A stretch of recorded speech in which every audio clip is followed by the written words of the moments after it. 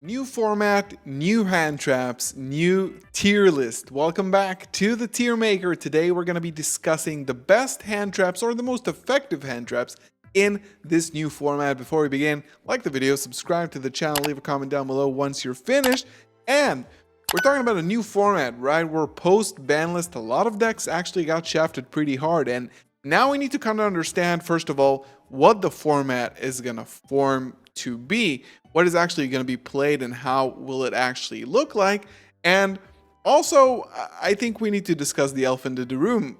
Is the right approach even to go with hand traps? Is this a hand trap format, or is this a board breaker format? We're going to be discussing this through the prisma of a few decks that I deem to be probably the best, Runic Sprite or Runic versions altogether, branded, Kastura, I think probably Rika and Dragons as well, and also Labyrinth. We are seeing a resurgence of some decks recently, like Dinomorphia, for example, and also Pearly is still managing to keep up. We're seeing some Sword Soul, some Super Heavy, so we're going to be discussing all that all together. We're just going to kick it off with Mourner here. I put them in like these kind of tiers. No need to name them, I think, because just like in terms of effectiveness, I think this is how we're ranking them. I think it's sort of like in the middle of the pack. I think now when you have decks like Runic or decks like Kastura, Labyrinth, it's usually not necessarily a single hand trap that kind of kills the deck. And I think Negation, this is going to be probably one of those times where Imperm, it's going to be lower on this list. And I think overall, you want your hand traps to do a lot. And I think Mourner is going to be right in between all of them. I think it's not going to be super effective, this format, this one-for-one trade. Reaper might be interesting. I have been seeing some decks that actually play Reaper with a lot of targets. If you're talking about a deck like Labyrinth, for example, that has a room, like a whole extra deck full of like non-essential cards that are just banishes. I think overall, because the format is so open right now, it might not be as effective to play this card. Like, you will need to play exclusively Labyrinth in order to achieve greatness with this card. Dogwood is still like, has a very specific purpose. We're not going to discuss too much. Bystials. I think Bystials are going to be A tier this format. Even though Bystials are not super strong when you don't have decks like Tearlament, and Mathmech is kind of on the, on the way out. I think Bystials as hand traps are still relatively good side deck options. I think you would want to have maybe a trio of these in your side deck. I think there's still going to be a lot of targets. And when you're looking at decks like Branded and Dragons, these cards still perform well. They're just so incredibly strong, and Magnamud, when you can resolve it, is actually amazing. I think Tearlaments might also be a sleeper. Some people will try to make this deck happen, and if they do, Bystials are just so strong. Also, we have a lot of engines going on, and we're seeing Bystials being played a lot, and when you can get like a Wakashi summon with a Bystial on board against a deck that can actually, be impacted by Bystials, I think they're really good. Speaking of really good cards, I think Nibiru is going to be definitely S tier card this format. If you're talking about Kastura, if you're talking about Runic, if you're talking about like a lot of decks, Sword Soul, Mathmech variants, there's just like a lot of decks. Rika also. Dragons, this kind of hits everything. I think Nibiru is going to be very, very impactful. I don't know if you should main this necessarily. We're going to talk about the strategy in the board breaker video, but I'm not putting them as like mainable side deck, stuff like that. It's just like a tier maker, standard tiers. But Nibiru is going to be very impactful. This format is going to require a lot of very high impact hand traps, and I think Nibiru is going to do that specifically.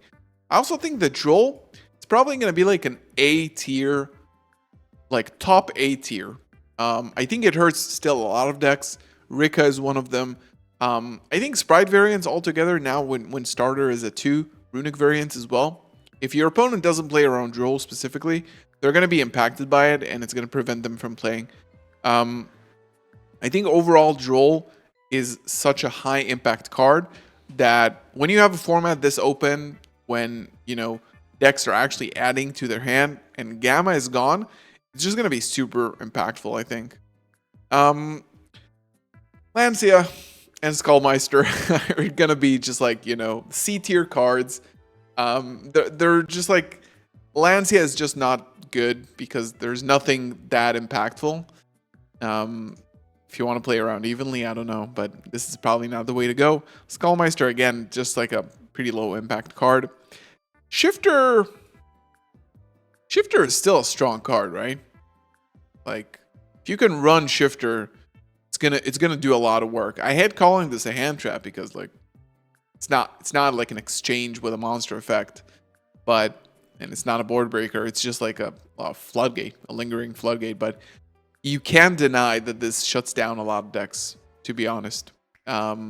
Shifter needed to be banned or semi-limited or maybe even limited this past format, this past ban list. It was very disappointing not to see this card on the list, but we're going to have to deal with it. Kashira is still in the game. Labyrinth has builds that play it.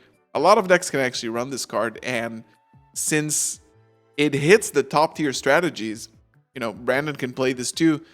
It kind of kills Runic, kills Dragons, kills Rika, kills Mathmech. It kills all of them. So it's probably going to be S tier until it gets limited. Contact C is like, cool. Maybe there's a few interesting ways of doing this.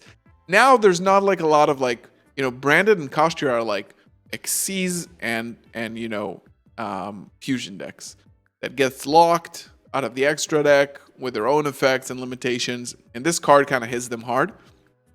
But now when you have things like Sprite, Rika, things that might be a little bit more generic, maybe Rika's not a good example, Dragons, then when you have link strategies, you can get this card off the field. Honestly, Forbidden Droplet is a card that I'm kind of seeing that maybe it's going to make a comeback. And then it becomes much better when you have like Droplet and Contact C will become less impactful. Sneaky C, I don't know, maybe someday. Ash might even be S tier. It just hits a lot. Now when you don't have Gamma, hitting this on a Prosperity, on a field spell, on a bike effect, on Runic Tip, just go nuts. This card is super high impact right now.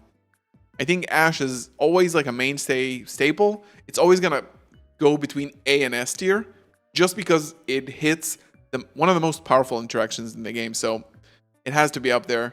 Ogre is still going to be really good, I think. I think Ogre is still going to see its play. When you have things like Runic, Kashira is still a thing. Sprite, you can actually hit Gigantic with it, like in good olden days. This card is super solid. I think this is a very good A tier card. Bell, I'm probably going to put this in S tier. Very, very good. Very impactful. Labyrinth, Runic, Kashira. All of the above. I mean, these are just insane. These two, if you do have room for non-engine, like playing 3 of this, just beautiful. I think these will do a lot of work this format. And even though this might not be like a strictly hand trap format that you must play hand traps, these are going to provide a lot of value against the best cards. So, DD Crow being DD Crow. I think Veiler is going to be just like around here with Imperm, to be honest. These are good, but they're not the best, I think. These will always be good. Imperm will always be better, obviously, than this.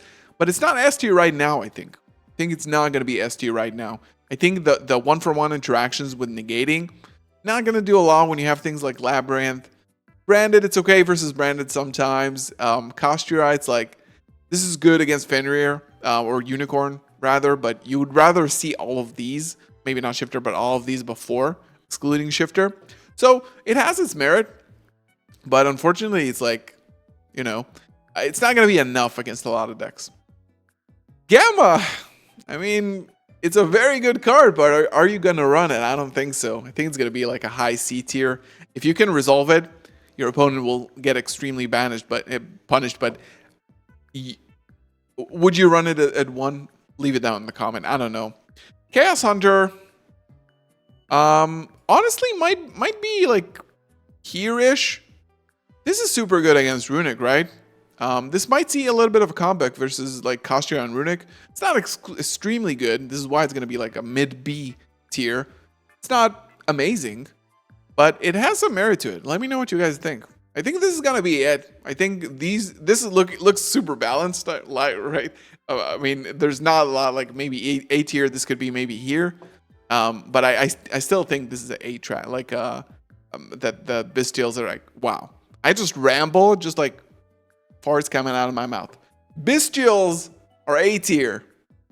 So I think this is going to be it for the tier list. Looks pretty balanced to me. I really like it. Like maybe Magnemite can actually like move from here to here, but I still think Bystials are like A tier.